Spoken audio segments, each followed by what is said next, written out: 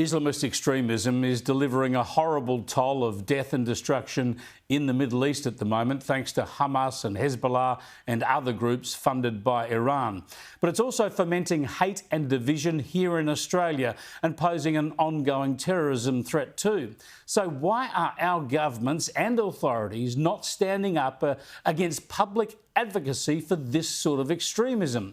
The inexplicable inaction in combating extremism in this country is deeply troubling. We've seen horrific and hateful acts in this country, the celebration of the slaughter of Jews, support for Islamist terrorist groups like Hamas and Hezbollah, and yesterday, the lauding of Yahya Sinwar. This is the Hamas terrorist leader behind the October the 7th atrocities, who was finally killed in Gaza last week, but sickeningly was celebrated as a freedom fighter in Sydney yesterday. He died a warrior's death amongst his men, one with his people in defence of his land, of the innocent Palestinian children slaughtered against a genocidal invader and occupier and colonizer. When you've seen footage of families slaughtered in Israel on October the 7th, when you've seen footage of young girls running for their lives from the Nova Musical Festival on that day and then shot at point-blank range by Hamas terrorists and others who invaded from Gaza, when you've seen the evidence of the carnage, the evil, the deliberate slaughter of innocents on a day when more than 1,200 people were killed and 250 were taken hostage, including children as young as 9 months old, taken hostage.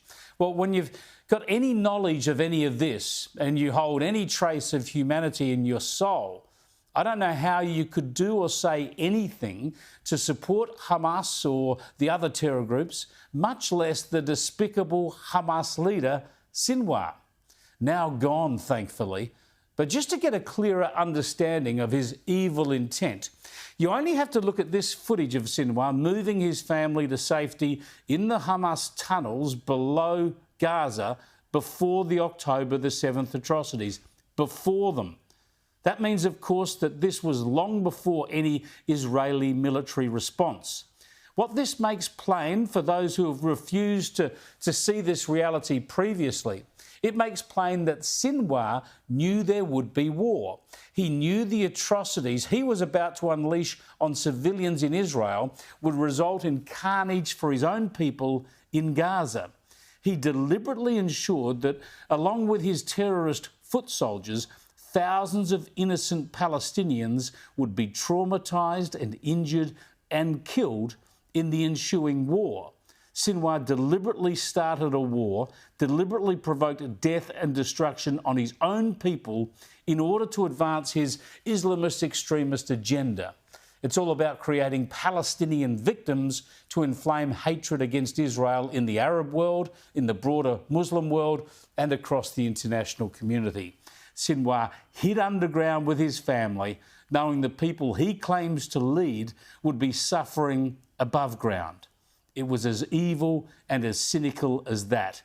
And so many useful idiots support it, even in this country. In his death, he became a legend to be told for centuries, for his story will live on to inspire resistance all around the world.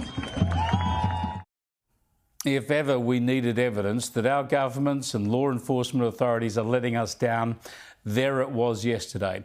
This hateful extremism was preached and our law enforcement authorities and governments did nothing. It's more than a year now since we heard this at the Opera House.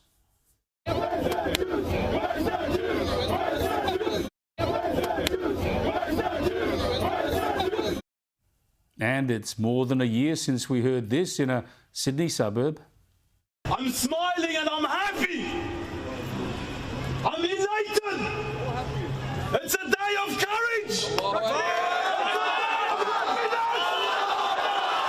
of pride. It's a day of victory. Yeah, there's been all that, and there's been protests and intimidation. We've seen Hamas and Hezbollah flags waved. We've seen threats and graffiti and vilification. And we've seen the Muslim fundamentalist organisation Hizb ut-Tahrir involved in many protests, even though it's banned in the UK as a terrorist organisation and banned also in many Muslim nations. But we've seen nothing but inaction from our own government. They just let this happen. No arrests or charges means no deterrent. No deterrent means it gets worse. And when it gets worse, our social cohesion is fractured, and we face the prospect that extremism could deliver even more violence than we've seen over the past 2 decades in this country. While all this unfolds, about the only thing our national government has done is raise the terror alert to probable. This inaction is recklessly dangerous. I put these issues to Shadow Home Affairs Minister, Senator James Paterson. Chris, for 12 months now, we've had a festering extremism crisis in this country, and far from getting better, it's now getting worse. It is absolutely extraordinary to see people proudly and publicly holding photos and praising Yahya Sinwar, a deceased terrorist commander of a listed terrorist organisation in Australia, responsible for the worst atrocity against the Jewish people in a single day since the Holocaust, responsible for the deaths of 1,200 people, responsible for kidnapping 250 more, and frankly responsible for the thousands of Palestinians who've also died since the 7th of October, because he provoked exactly the response that Israel would have to enact with that attack. Why would any decent person, let alone any Australian, think that that is someone worthy of praise? Yeah, well, exactly. But the point here, James, is that there's no police action. Nobody's been charged.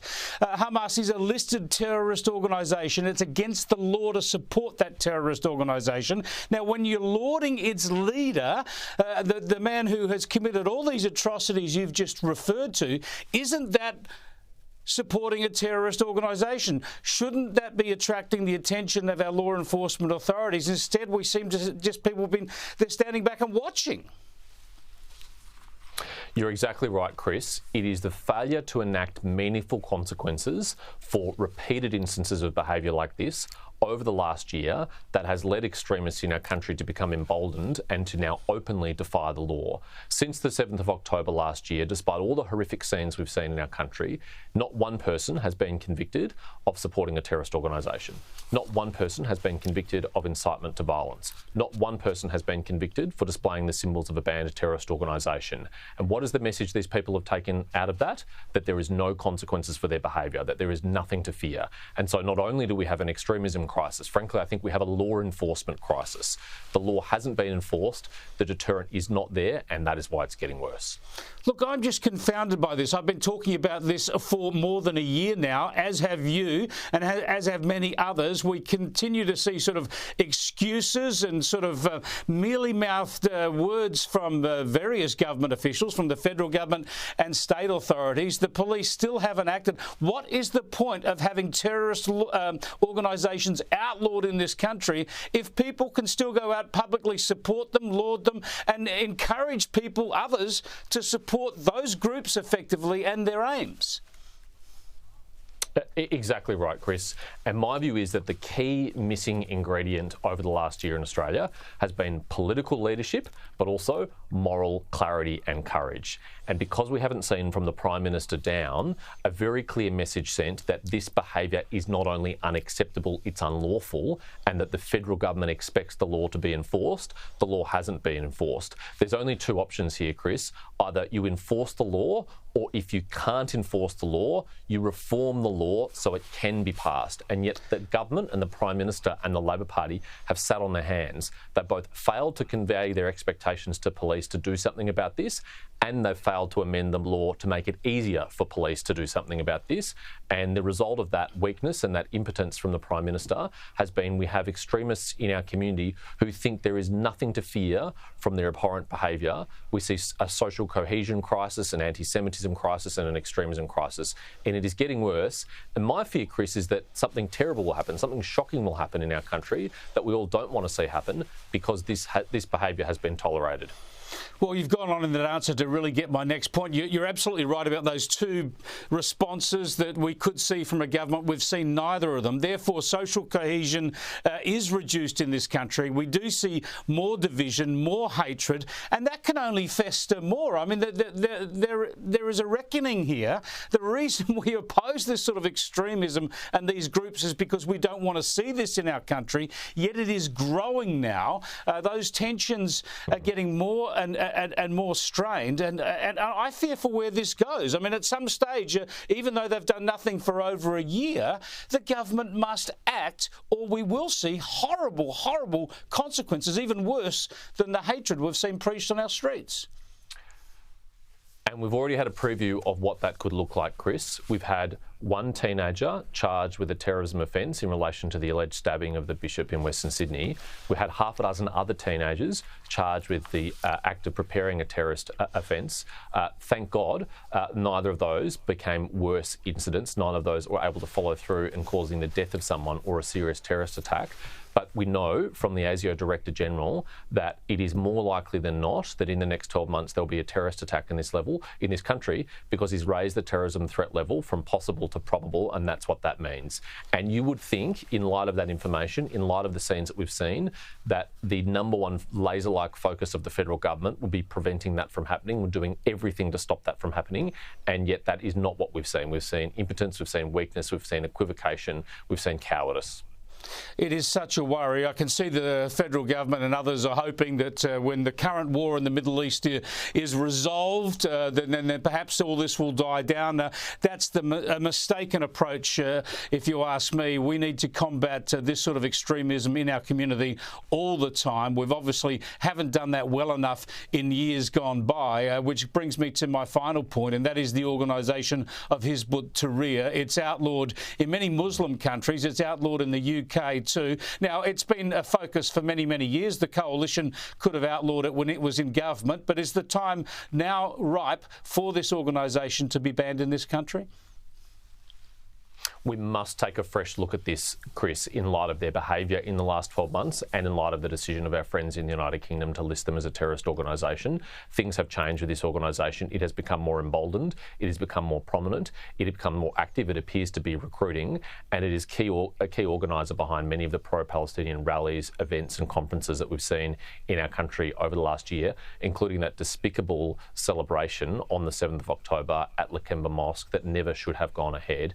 We have called on the government repeatedly to seek advice, to see whether it meets the legal threshold to be prescribed as a terrorist organisation in Australia. And if the advice comes back that it's not, well, then we can consider the next steps to deal with this extremist organisation. But that is the first step, and there's no evidence that the government has done so. James Paterson, thanks so much for joining us. Thanks, Chris. Yeah, wouldn't you feel more secure if James Paterson was Home Affairs Minister rather than Tony Burke?